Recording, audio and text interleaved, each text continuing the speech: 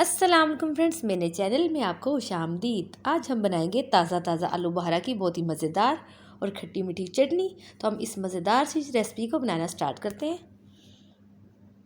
सबसे पहले हम एक देगची लेंगे, उसमें ऐड करेंगे आलू बहारा। ये मैंने हाफ़ के जी लिया है, 500 ग्राम। इसको वॉश कर लिया और इसको हमने देगची में ऐड करना है। अब हम इसमें शामिल करेंगे पानी, और पानी में इसमें 2 कप ऐड कर रही हूँ। और आपने ये चटनी बनाने के लिए मोटा मोटा सा आलू बहारा लेना है, बड़े साइज़ का। अब हम इसमें 2 कप पानी शामिल करेंगे और फ्लेम को ऑन करेंगे और इसको हमने बॉईल आने तक पका लेना है। जब इसमें बॉईल आना स्टार्ट हो जाएगा तो हमने इसको कवर करना है और इसको हमने 2 मिनट के लिए कवर करके पकाना है ताकि ये सॉफ्ट हो जाए और इसका छिलका आसानी के साथ उतर जाए। फिर हमने ढक्कन को हटाना है और हमने इसका छिलका इस तरह से उतार लेना है। आप चाहें तो फ्लेम को ऑफ़ करके तो आराम से इसका सारे आलू बहारे का छिलका उतार लें।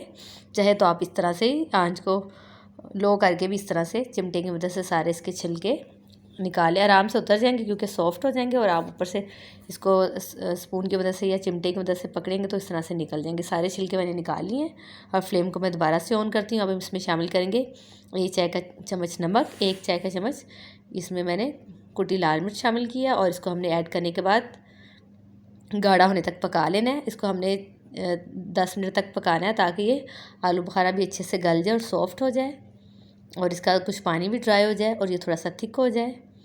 और इस तरह से आलू बहारा हम चेक करते हैं, देखिए गल के सॉफ्ट हो चुका है, ये गुटली से अलग हो रहा है, इसका मतलब है ये रेडी है। अब हम इसमें शामिल करेंगे 200 ग्राम चीनी को ऐड करने के बाद हमने इसको मज़ीद 5 से 7 मिनट तक पका लेना है। और ये इस तरह से गाढ़े होना स्टार्ट हो गया। ये आलू बहारा की चटनी की बहुत मज़ेदार खुशबू आ रही, इसका कलर भी बहुत ज़बरदस्त और रेड सा है, जैसे इसमें कोई फूड कलर ऐड किया है। इसमें मैंने कोई भी कलर ऐड नहीं किया, इसका अपना ही ओरिजिनल कलर इस तरह से। अब हम इसमें शामिल करेंगे मेलन सीड, इसको 4 मगज़ भी कहते हैं, वो हम इसमें ऐड करेंगे और इसको हमने अच्छे से मिक्स करना है और फ्लेम को ऑफ़ करेंगे और इसको हम ठंडा करने के लिए रख देंगे। जब ये ठंडी हो जाएगी तो हम इसको फ्रिज में स्टोर कर लेंगे।